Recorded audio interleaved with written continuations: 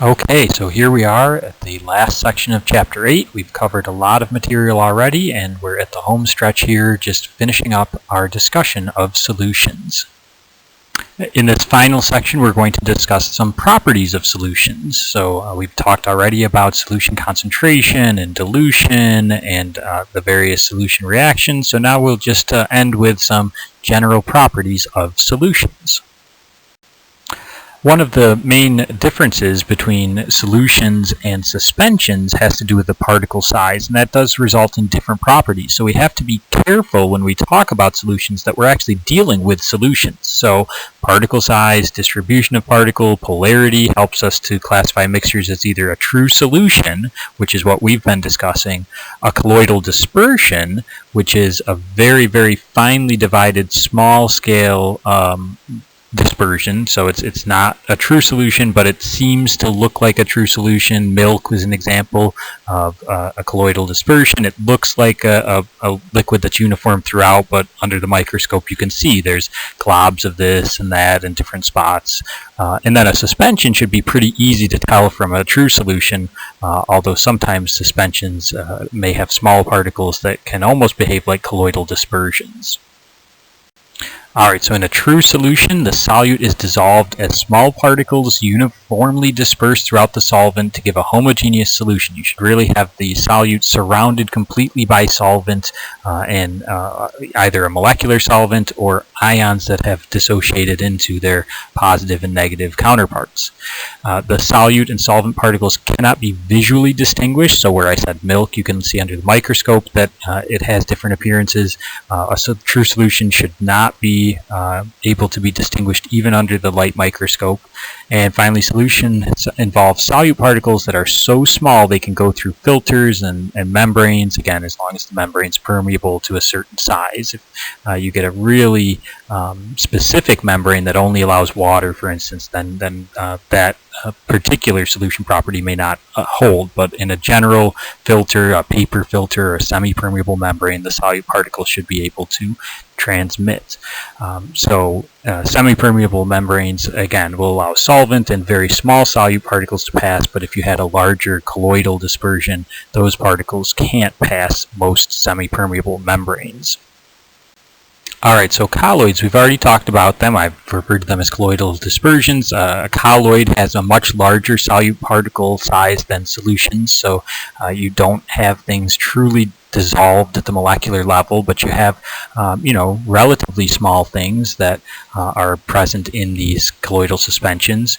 They're homogeneous mixtures because they don't separate or settle out. So because the particles are so small, the movement of the solvent, typically water, since we're discussing mainly water-based chemistry in this course, just that movement of the water is enough to keep those colloidal suspensions in suspension and separated so that they appear almost like a true solution.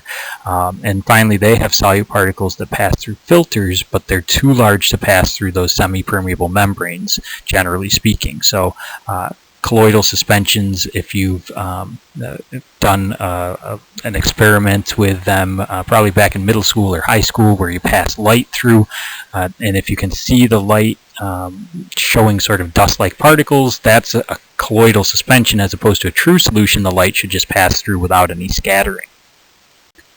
And here we see in table 8.12 some examples of colloids. So you have fog, clouds, sprays, dust or smoke. Again, I told you that if you ever see a colored gas, get out. It's toxic. But sometimes smokes can have colors and be relatively less toxic. So just be careful. A smoke is finely divided solid in a gas, whereas a true gas is itself at the smallest level. And likewise, a fog is a liquid, little tiny liquid droplets suspended in the gas. The other example we have, a gas in a liquid, would be shaving cream or whipped cream or any of those sort of spray things that have lots of gas in a liquid medium. A gas dispersed in a solid would be like styrofoam or marshmallows. We have mayonnaise. Again, mayonnaise, the proteins in the egg help to keep the oil and water together more so than they would be with just oil and water, but it is still tiny little colloidal suspensions of liquid in a liquid, and it will separate over time in that instance because eventually the proteins stop helping to keep the oil and water mixed.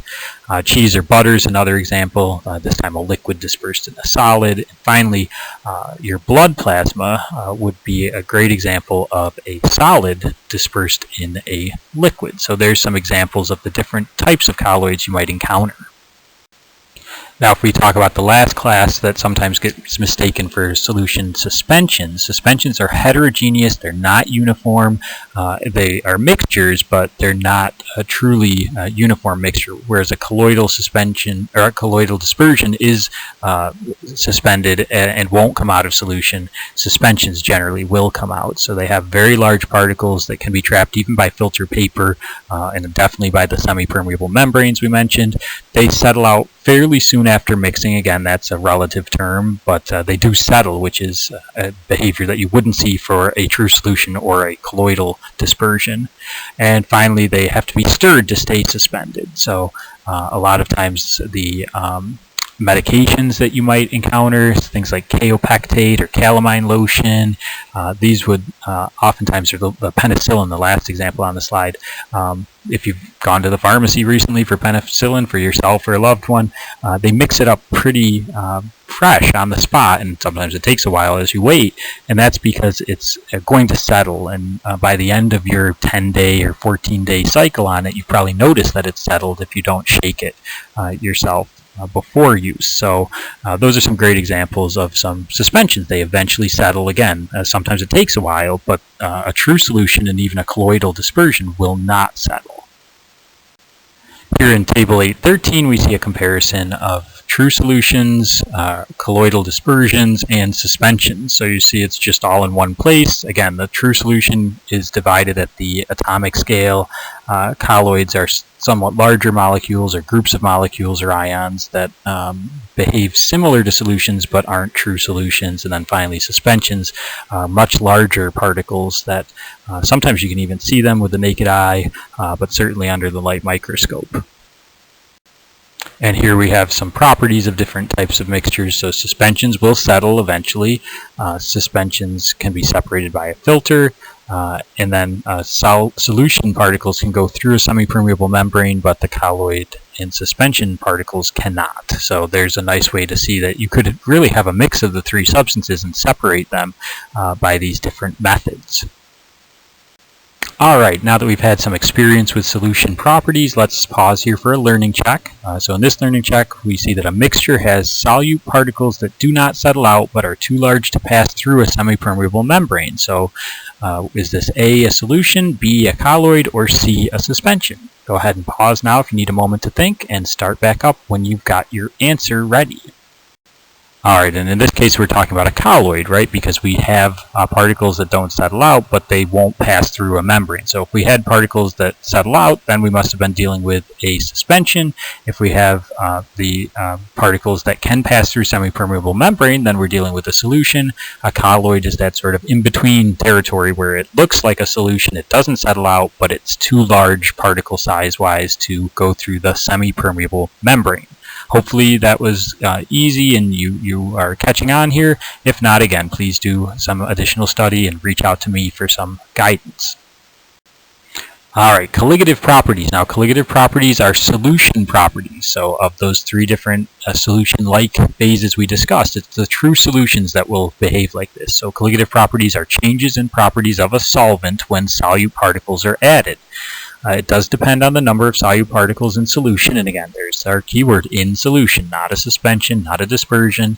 Some of the key colligative properties are being able to lower freezing points, which is one reason we salt the roads in the wintertime in New York State, because it allows the ice that might build up otherwise to not form because the salt water solution that results from adding that salt to the road has a lower freezing point than pure water. You can also increase boiling points, and if you've ever added salt to water to cook pasta, it doesn't cause it to boil faster, but it does cause it to cook faster because you're able to boil the water at a higher temperature. Salt water has a higher boiling point than pure water. So you've probably, whether you know it or not, made use of some of these colligative properties already. Okay, so focusing on those last two, the freezing point lowering and boiling point elevation. When you have 1 mole of solute particles added to 1,000 grams of water, the freezing point of water decreases by 1.86 degrees Celsius. So from its normal freezing point of 0 degrees Celsius, the solution would now freeze at minus 1.86 degrees Celsius. And the boiling point of water increases by 0.52 degrees Celsius. So from 100 degrees Celsius, the normal boiling point of water, to 100.52 degrees Celsius. So a bigger impact on the freezing point than the boiling point here, but still a noticeable and measurable difference for a solution compared with a pure solvent like water. The salt calcium chloride used to melt ice on roads and sidewalks can produce 3 moles of particles from 1 mole of CaCl2. So that's the 1 mole of Ca2 plus and then 2 moles of Cl minus. So this is a more bang for your buck than just plain old NaCl, but oftentimes the NaCl halite, the form that's typically used, is cheaper, and therefore it's used instead of the calcium chloride, which again dissociates into more particles but is also more expensive. We talked previously about electrolytes and non-electrolytes. So a solute that is a non-electrolyte dissolves as molecules, whereas a solute that is a strong electrolyte dissolves entirely as ions. And we even talked about weak electrolytes that were sort of in between. Most stays as a molecule, but some dissociates into ions. So if we look at 1 mole of ethylene glycol, which is a non-electrolyte dissolving in water, it'll break up into 1 mole of molecules. It doesn't really break up at all. It just gets surrounded by the water solvent. For a mole of calcium chloride, which is a strong electrolyte, that breaks up into 3 moles of ions. So as we mentioned before, 1 mole of the Ca2 plus ions and 2 moles of the Cl minus ions. So you tend to see a much stronger effect from your strong electrolytes on boiling point elevation and freezing point depression compared with a molecular substance. That's one reason we don't add, say, sugar to the roads. There'd also be a lot of deer licking the roads probably if we had sugar on there, although sometimes they're lined along the sides to look up the salt anyway, so maybe we already have a problem with that. Alright, so colligative properties depend on amount. So the moles of particles depends on the type of solute, of course. Non-electrolytes dissolve as molecules, so 1 mole will yield 1 mole. For a strong electrolyte, 1 mole of electrolyte can yield 2 to 4 moles of particles in water depending on the formula of that particular salt. So again, you tend to see a more magnitude of effect when you're dealing with a strong electrolyte solution compared with a non-electrolyte solution. Okay, we see here in Table 8.14 the effective solute concentration on freezing and boiling points of 1,000 grams of water. So if we have pure water with no solutes, then there's obviously no moles of solute particles, and the freezing point and boiling point are the normal freezing point and boiling point for pure water. If we add a mole of ethylene glycol, which is a non-electrolyte, now we have a mole of solute particles, and we decrease the boiling point, freezing point rather, by 1.86 degrees Celsius, and we increase the boiling point to 100.52 degrees Celsius. If instead of a mole of ethylene glycol, we had a mole of sodium chloride, which is a strong electrolyte, that's going to break up into 2 moles of solute particles, a mole of Na plus and a mole of Cl minus ions, and therefore we're going to have twice the magnitude effect on the freezing point. Now we're down to minus 3.72 degrees Celsius, twice that 1.86 value. Likewise, our boiling point is increased up to 101.4, which is twice that 0.52 degrees Celsius increase. Finally, if we go to the calcium chloride example, which is another strong electrolyte, this time it breaks up into 3 moles of solute particles, 1 mole of Ca2 plus and 2 moles of Cl minus. Now our freezing point drops to minus 5.58 degrees Celsius, 3 times the minus 1.86 degrees Celsius of the ethylene glycol, and the boiling point elevates to 101.56, 3 times the 0.52 degrees Celsius increase from the ethylene glycol. So there you have it. amount matters, and you can either change the substance identity for the solute and increase based on the electrolyte or non-electrolyte behavior, or you could change the solution concentration if you wanted to try to maximize things with a certain type of solute. Okay, time for another learning check. In this case, you're going to identify the solution that will have a lower freezing point, really the lowest of the three. So is it a 1 mole calcium nitrate dissolved in 1 liter of water? Is it 1 mole of potassium hydroxide dissolved in 1 liter of water?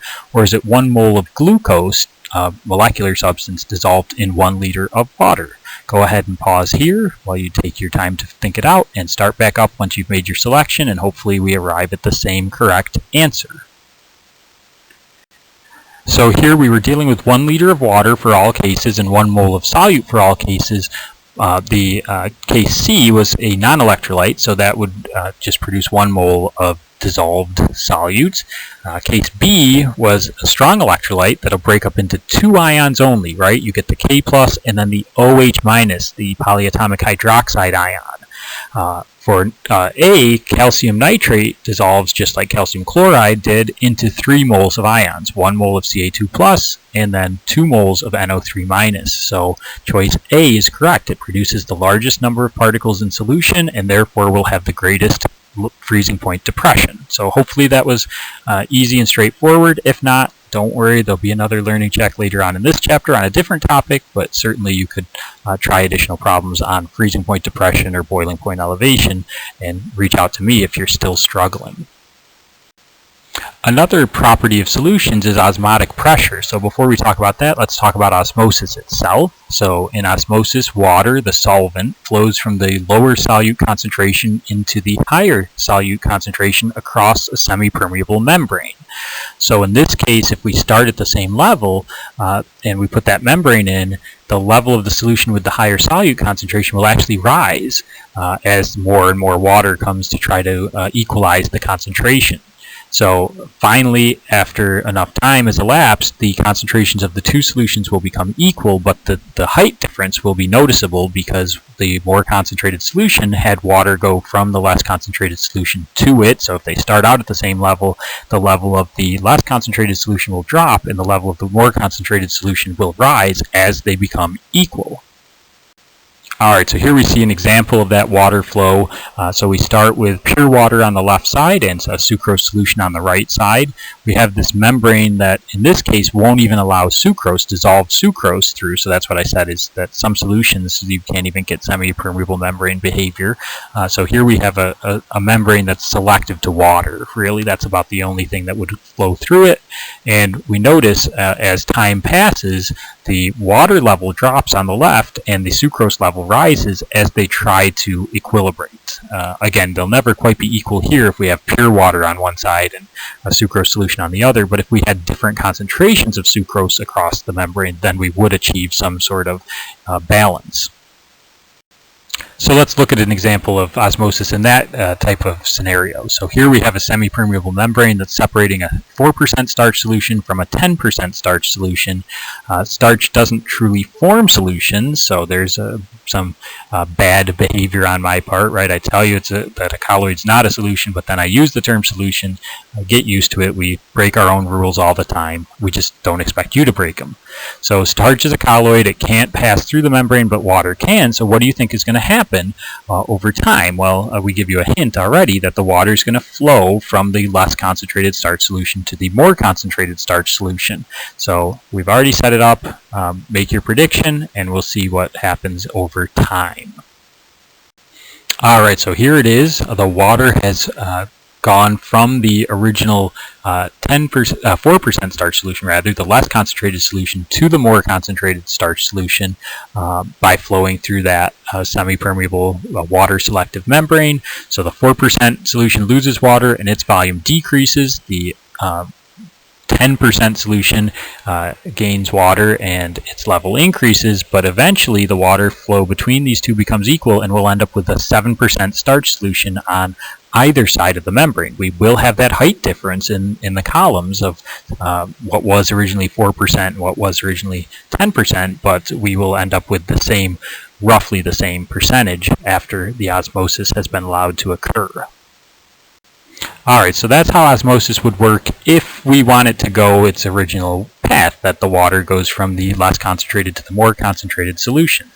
For osmotic pressure, that's the pressure that gets produced by those differences, right? It's what prevents the flow of additional water into the more concentrated solution. It's why we eventually stop.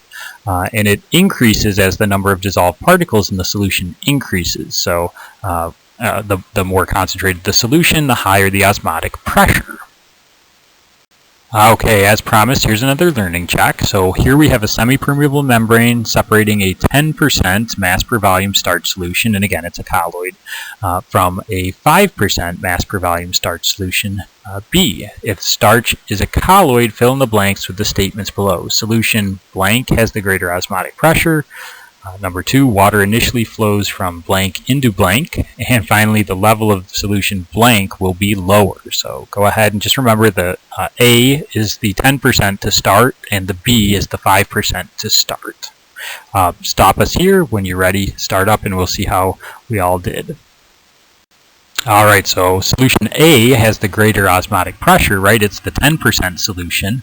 So water initially flows from B into A, right? B was the less concentrated, A is the more concentrated. That's the way water will flow according to osmosis. And then finally, the level of solution B will be lower. That was the one that was less concentrated to start, so it's going to lose water. Solution A is going to gain water as we try to arrive at this roughly 7.5% starch solution in both A and B. So hopefully that went well. You're catching on to these solution concepts and semi-permeable membrane osmosis questions.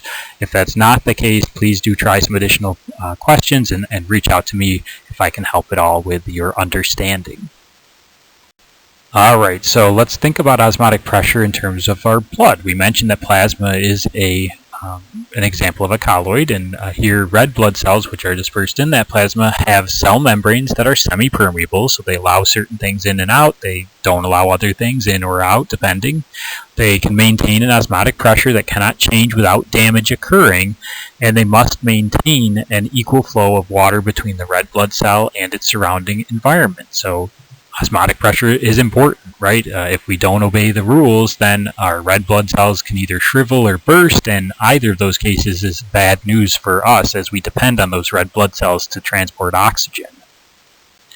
Okay, so isotonic solutions would have the same osmotic pressure as the red blood cells in this example. So you probably noticed those bags hanging from patients, and oftentimes they're either 5% mass per volume percent glucose solution or 0.9% mass per volume percent of sodium chloride. And the sodium chloride is typically called saline solution, and that's a very important amount because that's the isotonic solution compared to red blood cells. That's one reason that's a common way to hydrate patients and not burst their blood cells or shrivel their blood cells. So if we have a red blood cell placed in an isotonic solution, it retains its volume because there's an equal flow of water into and out of the cell. So isotonic solutions are our friends. That's why you tend to see these either 5% glucose or 0.9% sodium chloride or a combination of those as IV sources for patients needing hydration.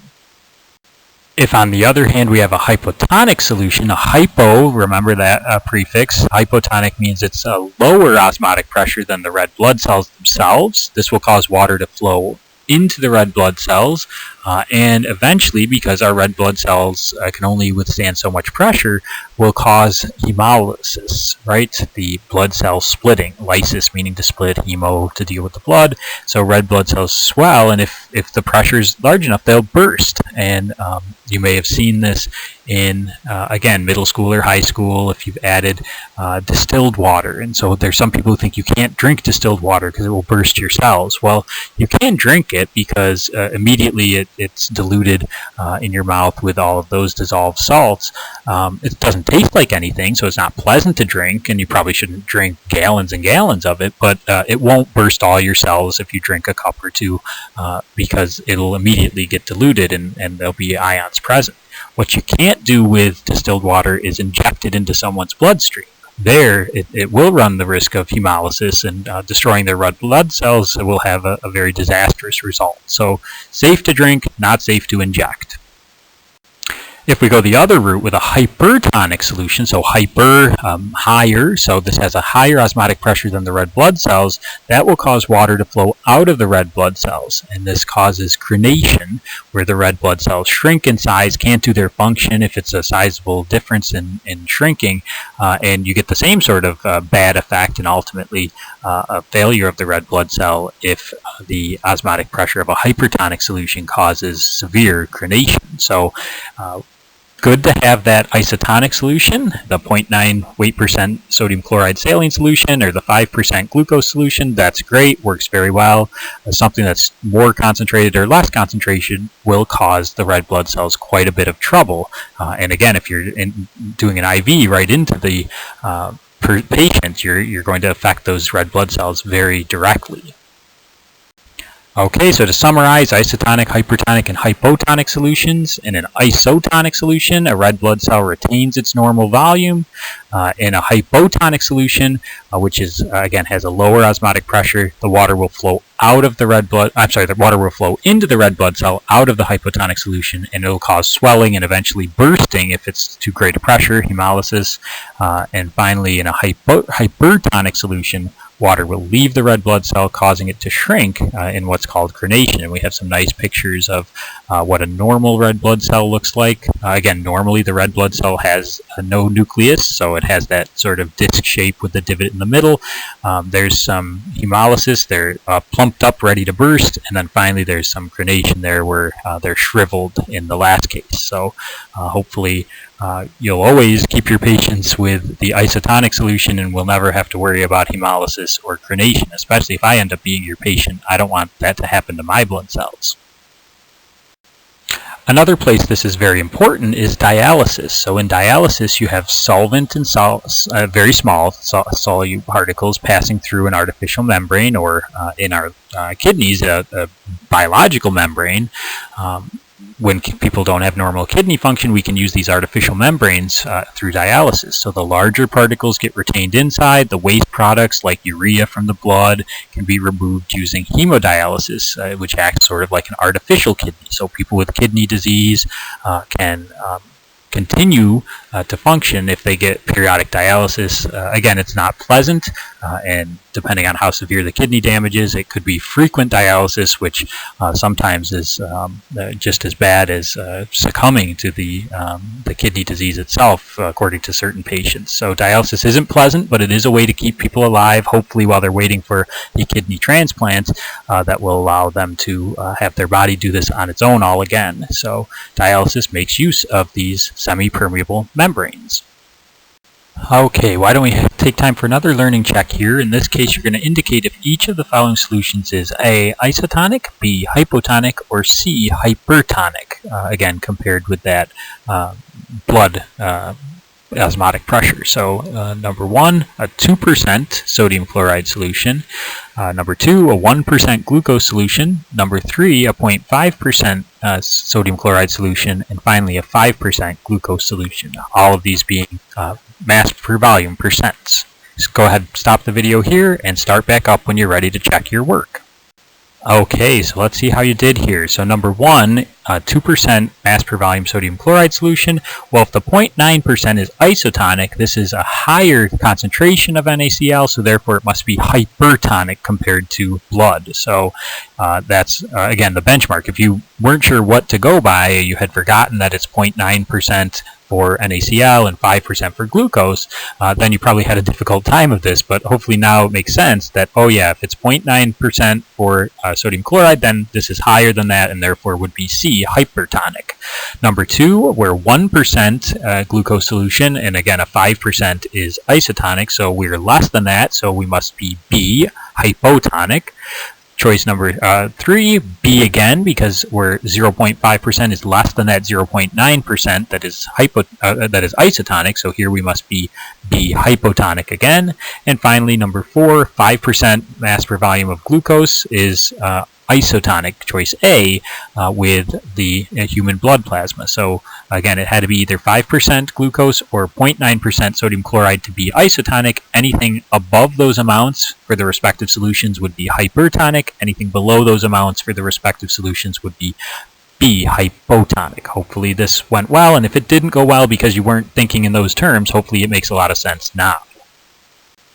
Alright, so looking at our learning check now, when placed in each of the following indicate if a red blood cell will A, not change, B, hemolyze, or C, crenate. So those are the choices. Again, it's sort of the same question as the last learning check, but another way to ask it. So pause the video here. Hopefully this one will go better if you had a little trouble with understanding what I was asking in the last one. Start us back up when you're ready to check work, and hopefully we'll agree on these 4 items. Okay, so we have a 5% glucose solution. We said that's isotonic, so therefore A, we expect no change with the red blood cell. A 1% glucose solution, now this is hypotonic, right? It's less than that 5%. So in a hypotonic solution, we expect water to rush in and eventually burst the cells. So B, hemolyze, is the correct answer. Likewise for number 3, 0.5% NaCl is less than the 0.9% NaCl that's isotonic. So we've got hemolysis again because we've got a hypotonic solution. And finally C, 2% is roughly double the 0.9% that would be isotonic. So here we're a case that's hypertonic, and that would cause C, crenation of the red blood cells. So hopefully that made sense and you did very well on that, or at least you understand now what's going on, and if you had made a mistake. If you're still lost, hopefully that's not the case for anyone out there, but if you find yourself in that position, as always, please do reach out to me for some assistance. All right, and following up our last slide for this chapter subtopic, hemodialysis. We talked about it a little bit before, and then we did our learning checks, and now just closing the book on chapter 8, just reviewing that hemodialysis. When the kidneys fail, an artificial kidney uses hemodialysis to remove waste products such as urea and blood. And again, unfortunately, these things are not small enough to implant in the patient. They're typically things that a patient would go for hemodialysis on occasion, hopefully once a week, maybe twice a week, sometimes even more frequently, depending on how severe the kidneys have been damaged. And this will allow the person to have their waste removed, what their kidney would do automatically if it were healthy, but unfortunately something is wrong with a hemodialysis patient's kidney function, and therefore the hemodialysis plays that role based on our understanding of solution properties, in particular osmotic pressure. So hopefully you found solutions to be an exciting chapter. It's definitely an important chapter. So if you're having trouble with anything, please do reach out to me. Otherwise, we'll meet again for chapter 9.